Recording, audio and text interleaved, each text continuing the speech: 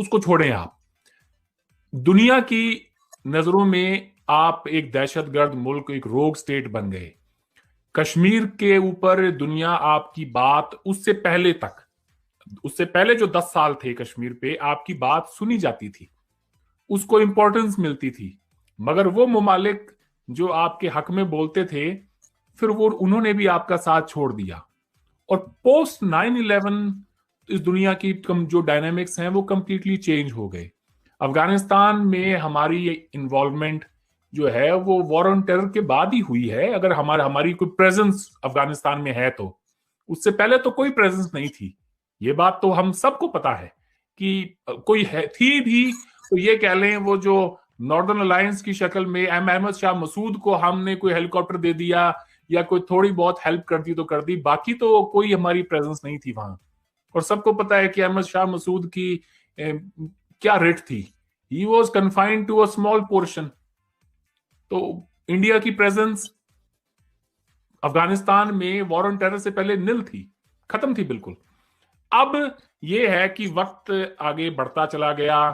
कारगिल के बाद में पार्लियामेंट पे अटैक हुआ, उसके बावजूद हम we were sitting on the table to talk. ठीक है, जनरल मुशर्रफ साहब इंडिया आए, आगरा का समिट हुआ, वो फेल हुआ, वो एक अलग एक बहस है, मगर बात हुई। फिर एक ऐसा दौर आया कि नहीं, ये दोबारा ताल्लुकात को हम रीसेट करते हैं। 2004 से 2007-8 का पीरियड भी देखा हमने, हमारे ताल्लुकात बड़े अच्छे हो गए थे। आई एम श्योर आपको याद होगा, चीमा साहब, बड़े अच्छे ताल्लुकात थे हमारे। अगर हम खेलों की बात करें, हमारी और आपकी क्रिकेट टीम ने उन 3-4 सालों में every year we use to play bilateral series. आपके आर्टिस्ट इंडिया में आ रहे थे, प्रोग्राम्स में वो हिस्सा ले रहे थे, आईपीएल हुआ पहला, और पाकिस्तानी प्लेयर्स के लिए हिंदुस्तान में लोग चीयर कर रहे थे। इससे पहले नहीं हुआ था, पहली बार हुआ। हमने अब्दुल बासित साहब से मैं बात कर रहा था कुछ हफ्ते पहले, तो अब्दुल बासित साहब ने हमारी कोई यूनिवर्सिटी नहीं छोड़ी जहां पर जाकर उन्होंने लेक्चर ना दिया हो, या उनसे पहले जो कोई एम्बेसडर्स आए थे उन्होंने ना लेक्चर दिया हो। हमारे किसी भी एम्बेसडर का या प्राइम मिनिस्टर का, किसी का भी, कोई एक ऐसा ओकेजन बताएं जहां पर हमें इजाजत दी गई हो कि हम वहां पे यूनिवर्सिटियों में बच्चों से बात करें, या फिर आपकी सिविल सोसाइटी से हमारा कोई हेड ऑफ स्टेट या फॉर्मर हेड ऑफ स्टेट, जिस तरह से जनरल मुशर्रफ या बाकी जो आपके लोग इंडिया में आते रहे हैं मुख्तलिफ कॉन्क्लेव्स के अंदर। तो टेंशन बिल्डअप हुई पोस्ट 2008 मुंबई टेरर अटैक, वो हुआ। और उसके बाद में फिर अब आप ये कह लें, जब मैं बार बार ये बात कहता हूं, जो बड़ा चौधरी है वो कभी छितर नहीं खाता। हमारे अंदर क्या कैपेबिलिटी नहीं है कि हम दुश्मन की टेरिटरी के अंदर जाके और जो है ऑपरेशन ना कर सकें। जरूरी तो नहीं चीमा साहब कि हर जंग दुश्मन के साथ हो वो अपनी ही टेरिटरी में लड़ी जाए। कभी कभार आप में अगर वो, हम एक बड़ा मुल्क है, हमारे पास भी रिसोर्सेज हैं, फौज है, सब कुछ है, ठीक है। शायद हाँ इतने फौज में मुसलमान ना होंगे जितने पाकिस्तान में है, तो हो सकता है कि हमें 10 की जरूरत पड़ती हो एक को टैकल करने के लिए, लेकिन इतने तो लोग हैं कि वो जाके ऑपरेशन कर सकें।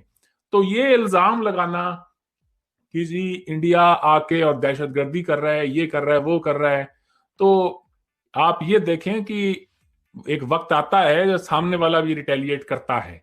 मगर सवाल ये है कि क्या इंडिया की प्रेजेंस थी कोई वॉर ऑन टेरर से पहले अफगानिस्तान के थ्रू आपके किसी भी इलाके में? तो उसका जवाब है बिल्कुल नहीं थी। हमारी कोई एक्सेस ही नहीं थी, वहां से जाते तो जाते कैसे।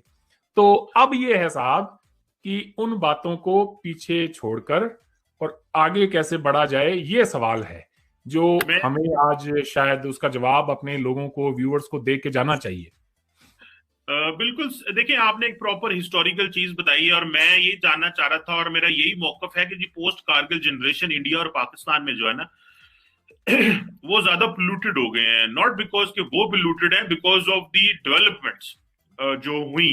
और जारी बात है वो कारगिल कोई अच्छा एपिसोड नहीं था। जो भी हुआ, मैं किसी भी एक अनकॉन्स्टिट्यूशनल चीज को मैं नहीं समझता कि जब तक जिसमें रियासत की मर्जी ना हो, कोई जत्था या कोई ग्रुप उसको कोई ऐसा काम नहीं करना चाहिए जो जो जो रियासत के लिए प्रॉब्लम क्रिएट करे। I stand with this. और उस वक्त के अगर इलेक्टेड प्राइम मिनिस्टर वो किस तरह भी है, वो जो भी कह रहा है, अगर he is the boss and the parliament is to execute whatever the parliament and the people of the country thinks, and मेरा ख्याल है ये important है. लेकिन मूविंग फॉरवर्ड अरविंद साहब, एक पॉइंट जो मैं समझता हूं जो आपने डिस्कस भी किया, और मैं चाहता हूं कि इसी पॉइंट को कंक्लूड भी यहीं पे करूं, तकरीबन आखिरी सवाल मैं इसको करता हूं आपको. वो आपने एक पॉइंट रेज किया, आपने कहा जी कि आपके दाएं बाजू की लोग, राइट विंग लोग, और हमारी आर्मी की बात की आपने कि ये लोग हैं जो मसले को हल कर सकते हैं. तो अगर ये बात है कि दाएं बाजू के आपके लोग और हमारी जो आर्मी मसला हल कर सकती है, तो इमरान खान और पाकिस्तान आर्मी की तो इस वक्त बहुत अच्छी एक अप्रोच है, और दोनों मिलके काम कर रहे हैं और बड़ी अंडरस्टैंडिंग है कि चीजों को कैसे लेके चलना है. इसी के साथ साथ थोड़े दिन पहले हमारे जो आर्मी चीफ है जनरल बाजवा साहब, उन्होंने एक स्टेटमेंट भी दी, अगर आपकी नजरों से गुजरी, जिसको इंडियन मीडिया ने भी पिक किया और वो काफी हुआ, और वो ये था, बल्कि इंडियन मीडिया ने उसको डाउन प्ले किया फ्रैंकली स्पीकिंग, ये भी मैं आपको कहूं, बल्कि एक आधा सिर्फ इंडिया टुडे एक चैनल जिस पर मैं भी था, उसने इस पे शो किया, बाकी इंडिया ने इसको डाउन प्ले किया, हालांकि ये अमन का पैगाम था. और उन्होंने कहा कि we want to extend hand of friendship in all directions. ये जनरल बाजवा साहब के, he didn't name India, but definitely जब हैंड ऑफ फ्रेंडशिप की बात होगी इन ऑल डायरेक्शन, तो India is a part of it, तो इंडिया की तरफ भी तो हाथ जाएगा.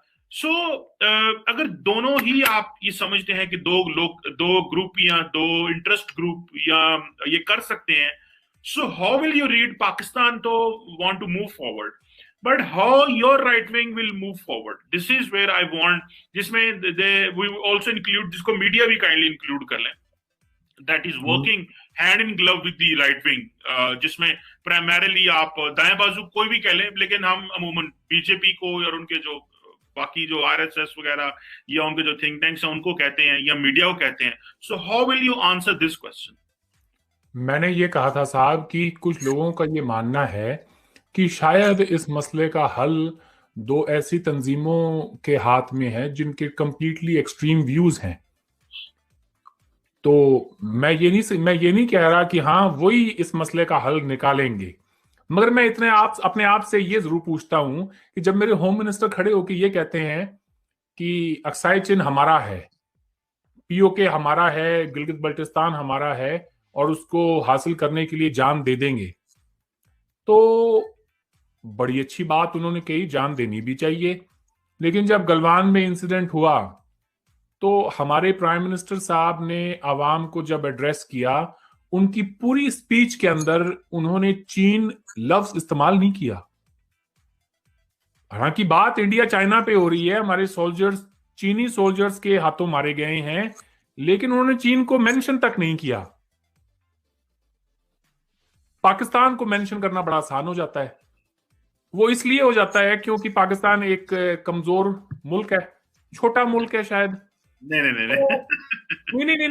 एक इंडियन पॉइंट ऑफ व्यू से जरूरी नहीं कि आप अपने आप को कमजोर मानते हो, हम भी नहीं मानते चाइना के सामने अपने आप को कमजोर. कोई नहीं जो बिल्कुल कमजोर से कमजोर मुल्क हो वो भी नहीं मानता. सिर्फ एक पॉइंट कहूंगा, मेरा ख्याल है वो कमजोर नहीं मानते, लेकिन वो समझते हैं कि एंटी पाकिस्तान बैशिंग करने से सपोर्ट काफी मिलेगी. That would be the point. आप 100% दुरुस्त है, आप ना भी कहते तो मैंने ये बात कह देनी थी. मैंने आपसे पहले कहा ना, मैं यहाँ पे बैठा हूं आज पूरी दयानतदारी से आपको जवाब